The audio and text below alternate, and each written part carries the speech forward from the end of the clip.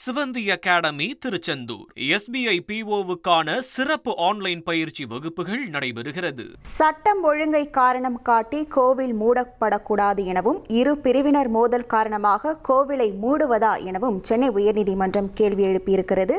முழு விவரங்களோடு இணைகிறார் நமது செய்தியாளர் சுரேஷ். வணக்கம் சுரேஷ், எந்த வழக்கின் அடிப்படையில் உயர்நீதிமன்றம் இந்த கேள்வியை எழுப்பியிருக்கிறது? முழு விவரங்கள். வணக்கம். அதாவது கிருஷ்ணகிரி மாவட்டத்தில் இருக்கக்கூடிய தூட்ட பூவாதி அப்படிங்கிற கிராமத்துல உள்ள கோயில்களை இரு பிரிவினர்களுக்கு இடையே ஏற்பட்ட மோதல் காரணமா மூட சொல்லி வருவாய் கோட்டாட்சியர் உத்தரவு பிறப்பித்திருந்தாரு. இந்த உத்தரவை ரத்து செய்யணும் அப்படின்னு சொல்லிட்டு கோயிலினுடைய அறங்காவலரும் பூசாரியுமான செல்வராஜ் உள்ளிட்டோர் உயர்நீதிமன்றத்துல வழக்கு தாக்கல் செய்திருந்தாங்க. இந்த வழக்கை விசாரித்த நீதிபதி கிருஷ்ணன் ராமசாமி என்ன சொல்றாருன்னா, பொதுமக்கள் வழிபாட்டுக்காக நிறுவப்பட்டிருக்கக்கூடிய இந்த கோயில்கள்ல மக்கள் வழிபாடு நடத்துவதை இந்து சமய அறநிலையத்துறையோ அல்லது தனிநபர்களோ தடுக்க முடியாது.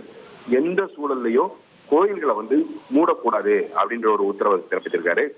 அது மட்டும் இல்லாம சட்டம் ஒழுங்க காரணம் காட்டி கோயில்களை மூடக்கூடாது, பொதுமக்கள் வழிபடுவதற்கு அனைத்து நேரங்களும் கோயில் திறந்திருக்கணும். ரெண்டு பிரிவினருக்கு இடையிலே மோதல் ஏற்பட்டிருக்கு அப்படிங்கிறதுக்காக கோயிலை மூடுறது அப்படின்பது சூழலை சமாளிக்க முடியாத அரசு அதிகாரிகளுடைய நிர்வாக திறமையின்மையை பிரதிபலிப்பதாக இருக்குது அப்படின்ற ஒரு அதிருப்தியை நீதிபதி பதிவு செஞ்சிருக்காரு. சட்டம் ஒழுங்கு பிரச்சனையை ஏற்படுத்துவங்க மேல குற்றவியல் நடவடிக்கை எடுக்கலாம். அது மட்டும் இல்லாம காலவரை இல்லாம இந்த பிரச்சனை நீடிச்சா ரெண்டு பிரிவினருக்கு இடையே சமாதானம் ஏற்படுற வரைக்கும் இந்த கோயில்களை அறநிலையத்துறை எடுத்துக்கிட்டு அவங்க நிர்வாகத்தை நடத்தலாம் அப்படின்னு நீதிபதி உத்தரவு பிறப்பிச்சிருக்காரு. விவரங்களுக்கு நன்றி சுரேஷ். சிவந்தி அகாடமி திருச்செந்தூர் SBI PO-வுக்கான சிறப்பு ஆன்லைன் பயிற்சி வகுப்புகள் நடைபெறுகிறது.